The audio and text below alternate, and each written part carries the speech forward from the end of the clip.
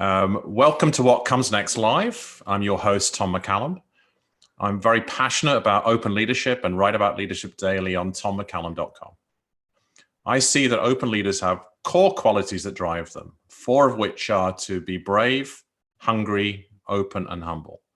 I'm always inspired by listening to the thoughts of leaders I meet, which led to the idea of this show, where our guest first shares a little about themselves and their thoughts on what comes next. Then together in conversation, we'll seek to draw out those thoughts into actionable insights for you in half an hour.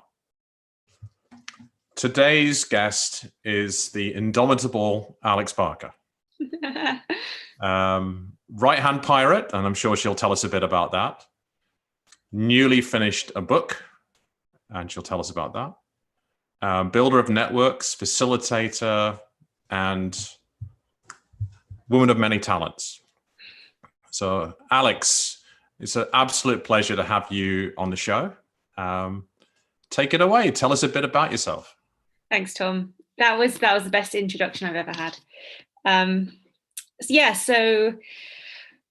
Right-hand pirate is really, was the job title I had up until recently, I suppose. But I guess I wear many hats, all of those hats that you described. I lead something called Be More Pirate, which started life as a book, but is now more of what I would describe as a social movement. Although it's not the kind of social movement that you'd usually think of, I suppose. When you think of social movements, we tend to think of them as being backing one particular cause, or kind of single issue, and very much about, protests in the streets. And this is not quite like that. I'm sure we'll get into that later. But I've written a book called How to Be More Pirate, which is about that movement of people who have taken up arms and decided to challenge rules and norms and behaviours mainly inside their workplaces, but in their lives in general. I lead that as a movement and a network. And we also do a lot of facilitation and workshops around how exactly you can step up and start challenging. So that's another arm to it.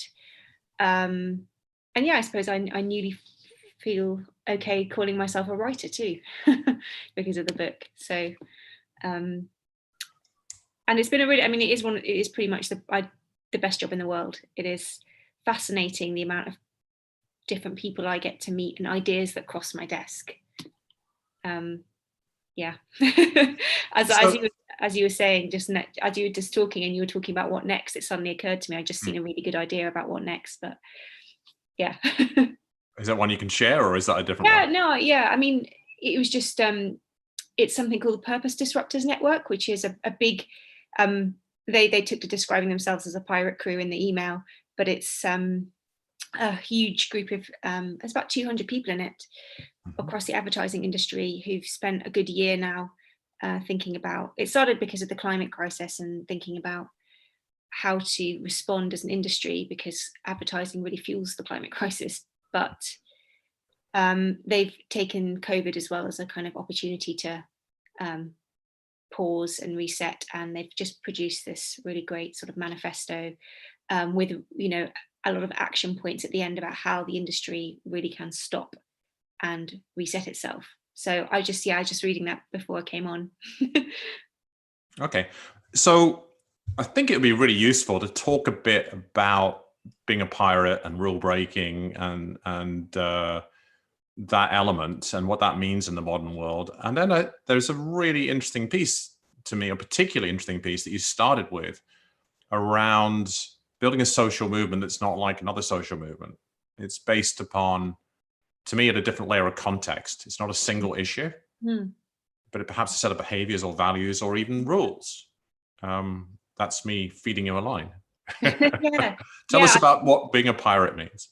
It is described more as a way of being than doing something specific. There isn't really a one thing that you can do to be pirate, because it's quite context specific and personal. And as I sort of describe at the beginning of the book, the difference between being a pirate and being a rebel. Being a rebel quite often is described as a sort of an archetype or it's almost a stereotype of some kind. And whenever I do workshops, I always get these people in the room who say, I've always been the rebel. I'm the natural disruptor. And I actually would distinguish those people from pirates, because pirates are usually the people who've spent a long time in the system, trying to play by the rules, trying really hard to sort of, do things the way that they've been taught to do them, and tick the right boxes and be good citizens in some respect, or good workers. And then over time, we've just gotten so frustrated and seen how the rules that they're trying to play by really don't make a lot of sense, and go through this kind of transition or catalyst moment where they decide enough is enough. I've got to do something. I'm going to take that action. And that is really quite a distinct moment I've noticed listening to people talking about being pirate, this kind of moment of an inner rebellion where you decide to almost challenge yourself and say, I'm going to stand up, I am going to be that person. And that's really hard. And it's really, really hard not to do it when you don't have a group of people around you doing it, as you would often do if you joined a normal social movement. And that's why I try to bring the pirates together, because at this point it's been scattered, or it was until we started convening people a bit more. You're not sort of joining the group. Quite often the challenge that you're bringing is in the boardroom or the meeting room, where you're kind of seeing things play out as usual and kind of going, I don't agree, and am I going to say anything? And that's the hardest thing, I think, because that's, we're having this conversation at the moment about structural racism, structural inequality, that kind of thing. And structures are upheld by people. And so how do you unpick it? How do you pick it apart? And it takes these very, very small actions of small rule breaks. And you can go in one direction or you can go in the other. You can day by day start to entrench the system, or day by day start to unpick it in some way by these small acts of resistance. And I guess in the work that we do around being pirate, and what I learn from our community is that I would never say to someone, go take a really massive risk that's going to put your job on the line or your family at risk in any way, because I think that's kind of irresponsible. And the whole point of this is that it should be a responsible rebellion. You've got to assess like what's in your scope to do. And I do think that there is a lot more scope than that most of us are taking. I think we've got more bandwidth for a bit of disobedience, particularly people who have got a lot more influence than they imagine. I think we're just conditioned into fearing authority, and we're conditioned from a really young age to thinking that we ought to be deferential, when actually there's huge amounts of evidence to suggest that a bit of disobedience is really valuable and gets better outcomes. Whether it's like, I think one of the earliest examples I read was on aeroplanes. The reason why most crashes happened in like the 70s, this is not accurate data, but in terms of the timings, but it was because the sort of second in command would just agree with the captain if he said, I think you should check this twice. Yes. So they trained people to be more assertive in disagreeing with their superiors, and that's what prevented a lot more plane crashes.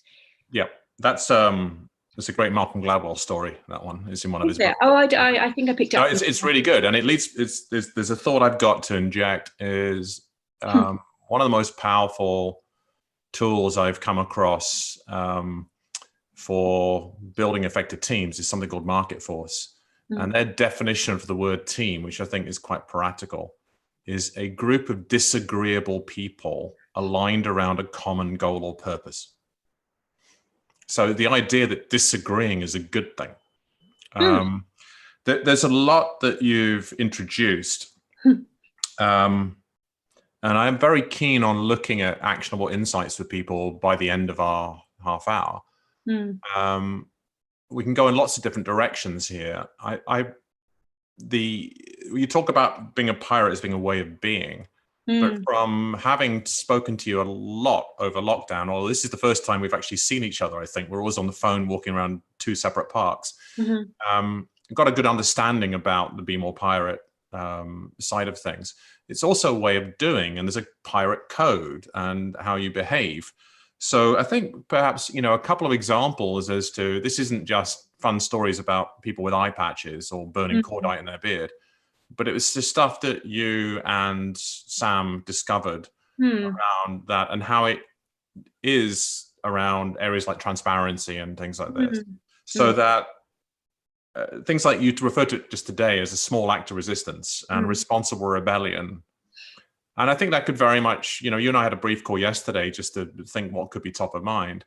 And the topic we've been talking about is as the amazing John Amici talks about, it's not enough to not be racist. We have to be anti-racist. Yeah. It's not enough to donate or passively support a cause. It's about activism. It's about a social movement. Yeah. So, pick a pirate story out of your many about what's it about being a pirate, and then let's just maybe pull something together around what can people do? What can they, if it's being a pirate is a way of being, how will that manifest itself? What could people be doing? God, there's so many things. I'll pick the chapter that that's probably the most actionable, where we try to give, where we talk about the nature of the actions that you would want to take, and it's called small bold actions because I think that in my experience, when you set people the challenge of trying to change something, we tend to go too big and think, very grand ideas about strategy, or we think about all of what needs to change at once, and that's overwhelming. So we always say, try to think of a small bold action that will sit within your 9 to 5. And this is why I feel like this kind of activism is different, because I don't want to try and get people to do things as a chore outside of their working life, particularly. It's got to be something that's within the scope of what you're already doing. Because that's actually also where you have power and influence. If you're trying to then kind of join yourself onto a different cause, it's sort of extra. It's got to be bold. It's got to be on the edge of what you feel is comfortable, and that's very personal. And therefore, I would never prescribe it to you. You've got to try to decide what makes you feel a little bit nervous. And when I say small, what I mean is it should be logistically not complex. It shouldn't necessarily have to involve lots of other people, and it's something you could start tomorrow or do tomorrow. And quite often that ends up being things like, I'm going to stick my hand up in that meeting. I'm going to send that email to that person. A couple of examples that I point out in the book, which feel small and tangible, are a woman who said in a workshop, I work in HR and I really, really hate writing negotiable or what's the other one? Just a no salary, no specific salary on job applications when she's writing them. She's like, I think people should know what they're going to get if they're applying, if they put all that effort into applying. And I said, well, why do you do that? She's like, I don't know, we've just always done that. I said, well, why couldn't you change that? Or at least have a conversation with your manager about changing it. And she was like, yeah, I should do that. I was like, and it's just those small things that people don't think, oh, I should. And one other guy who's an internal communications manager these feel like small things, but they contribute to the bigger picture. He was writing a newsletter every week to send around to all the internal staff at a university. And he'd been told by his predecessor that he shouldn't ask the CEO for a few lines every time, but he felt that it would really help. They were going through a tricky period to have some words of wisdom from the leadership or something personal. And he said, well, no one does that. We just don't, I would never approach him. I've never met him. And I was like, well, why don't you just send him an email and see what happens? Small bold action. I know and it doesn't even sound that bold, but he felt nervous at the idea of doing it, which is the important thing, because that's how you tell whether it's something to think about doing.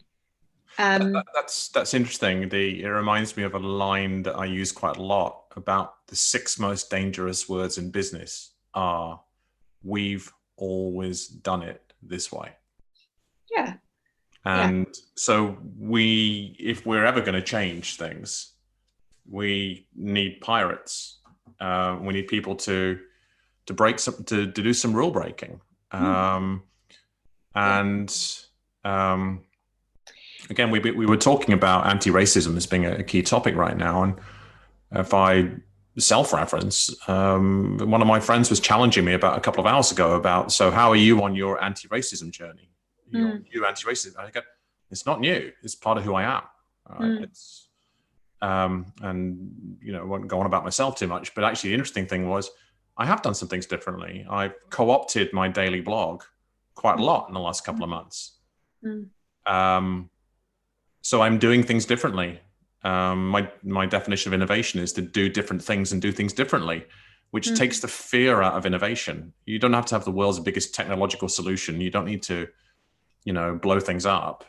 No. I remember my mother used to live in the picturesque town of Tobermory in the Scottish Highlands. And the tourism industry was always complaining about how do we survive the winter? Open longer in the summer. It doesn't get dark till 11 o'clock in midsummer, but some of the shops in the harbour were still closing at 5 o'clock year round. Yeah. It amazes me how limited our thinking can be. Just because you end up conditioned to think of it in a particular way. And if there's no one around you disagreeing, it's very, very easy to stay in that. We've been in this sort of, American today was asking me, still in lockdown? And we are really, we're still very restricted, particularly in business, except that you and I are knowledge workers, as the Americans would call, right? So we can't physically see groups of people, but we can still work. But I'm sure a lot of things have been different for you in the last few months. Plus you've lifted your head. You've been buried in this book for months on end. I hardly spoke to you the first 3 or 4 months of the year because you were buried in the book. And now it's finished, and you'll tell us later when it's being published and how we can find it and stuff. But what can you think of some small, bold actions that Alex has taken in the last 3.5 months? Not enough, Tom. Not enough. Judgmental. Actually, I've noticed how easy it has been to fall back into old patterns by being in one space all the time. I really thrive off spontaneity. So, I've not liked this staying in my living. I'm really good at being alone, but I don't like lack of variety. But small bold actions. Well, I've done the things that I would usually prescribe other people to do. Like every time I think about, oh, should I email that person, and start to feel a bit nervous about it, I do it. Force myself and think, what's the worst that can happen? They're going to say no. I think I make quite a conscious effort to push past my personal fears a lot, because Simon and I have been recording a podcast, and I was actually quite nervous about doing that. It's a different medium for me. I've never really thought about. Spent much of the last year learning how to do public speaking better, or just learning full stop. But interviewing people is a different skill altogether, and I think I didn't want to underestimate that it is a skill, to really research and ask questions that will be relevant to that person, that dig a layer deeper. So, and I have these moments where I think, oh God, I just want to abandon this idea. Why am I trying this? Who do I think I am? And then I do it, and I think, God, that was a good experience to try. So yeah, I guess I don't know if they count as small bold actions, because I don't have so much of a normal work life to cut through that I hear from other people. I can kind of self-direct quite a lot. Yeah, having been on one of the events where you were the highlighted guest, if you will, and there were 50 or 60 people on it, the vast majority of them worked in middle levels in corporations. Yeah. And it's a bit odd. To me, it feels a bit odd to bring that in. And you and I have talked a bit how we're in a very fortunate positions. We don't have lots of people around us in our lockdown homes to depend on us, and so we can concentrate on doing our work. But yeah, it's interesting. It's like, so being a it's always in the eye of the beholder, right? So what's actionable, what's being a pirate, etc. That's why you have to start with the groundwork of knowing your values and understanding yourself. This is, whilst it sounds very sort of in the realm of self-help, and which some people like and some people don't, but understanding yourself is critical. If you don't do that, you don't know what your parameters are. And if you don't know your parameters, you can't really break rules effectively. So I think this work of knowing what is the conditioning that you have that is limiting you. So how do you, to push past your own limits, you have to be aware of them. So that's there's groundwork to be done in that. And interestingly, moments of turbulence and crisis, like a lot of people are experiencing right now, are very good for bringing some clarity. Whilst I don't want to trivialize it as being anyone who's suffering as a result of the pandemic or anything, these moments can be very catalyzing in that respect. Yes, you're giving me some great stuff for the show notes. Groundwork around knowing your values and being aware of your limits. Yeah. Totally agree. And I just wrote, trauma is clarifying and catalyzing. Yeah, no, yeah. Well, that is what I hear back from people an awful lot. I had away from the pandemic, one of my dearest friends knew they needed to change something radically, move countries. And it wasn't until somebody got shot that they did it. And I said, if they'd never got shot, would you have left? Probably not. Yeah. But it's, you then know what's important to you. And yeah, that's I really believe that, because I did a session a couple of weeks ago, a workshop session, and it was about finding your purpose. And it wasn't a good day for me thinking about my purpose, because I had a lot in my brain going on. And I thought there is no formula for this, in the respect of, they were using the kind of, I've forgotten what it's called. It's the Japanese. Yes. So people watching, IKIGAI. Yes. Search for that on my website. I've written at least 3 or 4 articles on it. But yeah, carry on. See, I knew, of course, you'd know, Tom. Which is a really good way to think about your purpose. But I think that the conditions in your life have to be right to really bring the clarity you need. If your brain is a bit scrambled from other stuff, I don't think you can draw as many concentric Venn diagrams as you want. Absolutely. It doesn't work. So thinking about the wider environment that you're in, and like I said, those moments, not just crises or turbulence, but actually a moment when a lot of other things drop away. So sometimes that can be the moment of losing a job, finding like we have now, this kind of sudden pause of things. And as we spoke about, I think, Tom, we've got to wonder if that's why people are now finding the energy to really look at some of the problems that we have, because there's been this moment. I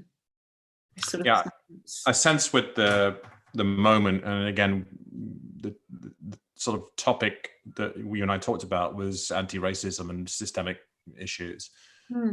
People are right. There's really 3 categories of people in a traumatic situation. There's those who thrive. This goes back to Nicholas Nassim Taleb's Antifragile. Right? You either set up to thrive organizationally or otherwise. Pirates were very much set up to thrive in unpredictable situations. That was their structure. There are those who muddle through, and there are those who get overwhelmed. So for many, many people, this entire situation of uncertainty and lack of structure is incredibly overwhelming. So you throw in, for white people, well, actually, you're a beneficiary and part of a racist structural system that dates back hundreds of years. They're just, I can't deal with it. They shut down. And that's very, very understandable. And other people, they have the space Mm. and they go, actually, this is really important. Mm. And then there'll be a middle group of people who will pay attention to any issue, whether it's that or something else. But that is yeah, it's a different topic for a different day. But the idea of being anti-fragile is one that has not yet gained much traction in corporate life or in personal life. But if if we run the sort of commuter model, you and I both live in London, and if people run the go to a job, commute in every day, et cetera, there's very little bandwidth, energy, time to do anything other than be on the hamster wheel. And then if that all stops, you're quite fragile. Both identity in terms of I am my job, structurally, financially, and it would be arrogant to think everybody has that much choice. But it's tricky. Yeah, it's not. That's an interesting. I think you're talking about two separate groups there, though, potentially, because I think there's the people who don't have the resource or support emotionally, financially to cope with a lot of disruption. But there's also like a group of perhaps people who've built their entire lives around the system being as it is and staying as it is, and that they will continue in the same trajectory or the trajectory that they think they have set for themselves, and really, really don't appreciate anything sweeping in and sort of tearing that apart. Perhaps rightfully so. But the reason why I think rule breaking and disobedience is a good thing is because it challenges you to recognize that a bit of uncertainty isn't necessarily a bad thing. It makes you more resilient to the moments when things are kind of thrown your way. I think that's I noticed that when I sort of talk to people who've sort of internalized the idea of pirate. They don't react in the same way anymore. They don't react with that level of fear that it might all be taken away, and kind of see that there's an element of smoke and mirrors to everything anyway. So when you look, maybe to pull this together, when you look at the pirate code stuff that came out of the initial work in the first book and the work you've done for the pirates back in the Caribbean, etc., and what were some of the key elements of a pirate code, as in values, knowing who they are, allowing them to be resilient? Yeah, so the original pirate code, and it is called a pirate code because they were so similar across different pirate crews. And because they were so well networked, they would all talk about the different articles that they had in the code. So you couldn't get away with having a really good one over here and not having it over there. So they basically reacted against everything that they didn't have in the Navy and merchant ships. So it was a real reaction against. Equal pay. So you couldn't get away with having with the captain earning 10 times more than the rest of the crew. It was transparent, so everyone knew what everyone was getting. It's just, again, the thing we don't really have now. They had equal say. So that was set in at the beginning when you created the pirate code.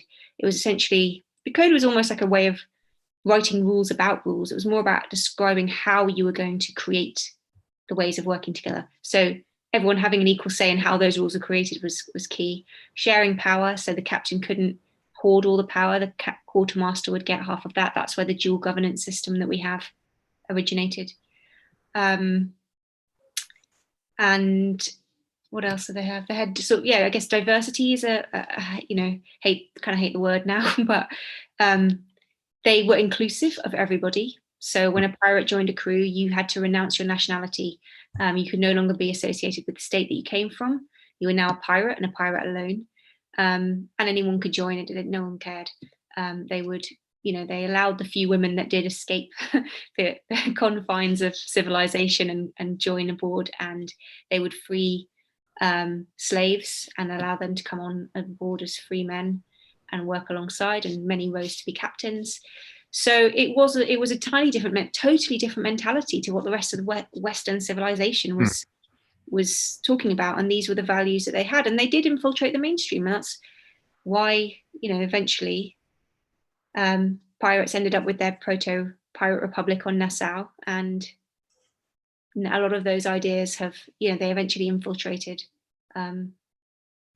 nation states. So okay, so yeah, cool stuff. So lot going on, and looking at this, we've barely scratched the surface of the work you've been doing for years. When's the new book coming out, and what's it called? So the book is called How to Be More Pirate. It is an update on the first book, telling the kind of the story of the movement, with lots of inspiring and practical case studies and stories of people who've taken the first book and gone, okay, I'm going to create a code, or I'm going to rewrite some rules here in my business. And it should be, ideally, I think it's applicable to a wide range of people. So we've got the bigger rebellions and the smaller rebellions that I've sort of talked about. And that it's due to be published in late September. And I'm really excited about that. Very cool. So in terms of actionable things, I'm going to ping off a few, and I'd ask you just to give me one takeaway from our conversation after that. The key phrase for me is small, bold actions. They're logistically not complex. It could be as simple as sending that email or doing what you know you need to do. Should stretch you, but not make you panic. And at the core of this is the ground game, the groundwork. Know your values, be aware of your limits. Set your standards. Just set your standards. Yeah, there's plenty in there for me to bang a few in the show notes. So what's, from this 30 minutes, what's one key thing you can take away? It's interesting because I think we're all, there's a lot more emphasis on this right now, but the uncomfortable conversations is the thing that is across all the pirates that I've met, all the crews, is the openness and willingness to have an uncomfortable exchange with somebody, bringing some honesty into the room, respectful, but approaching the tricky stuff. We're more in that moment now, but I've been saying this for a year, and and you're met with a lot of trepidation a lot of the time. So, but I'm glad. Yeah. So I think that's really, it's just a starting point. Great. One of my great instructors, physical instructors, was a lady called Kate Dunn in the Cayman Islands. And she used to talk about finding the comfortable uncomfortable. So I hope being a guest on the show has been not too uncomfortable and has been at least a little comfortable uncomfortable for you. It's been quite comfortable, Tom. Quite like talking to you. Cool. Thank you. Okay, we'll wrap up now. So thank you so much for being a guest on What Comes Next Live. Thank you, Tom. Cheers.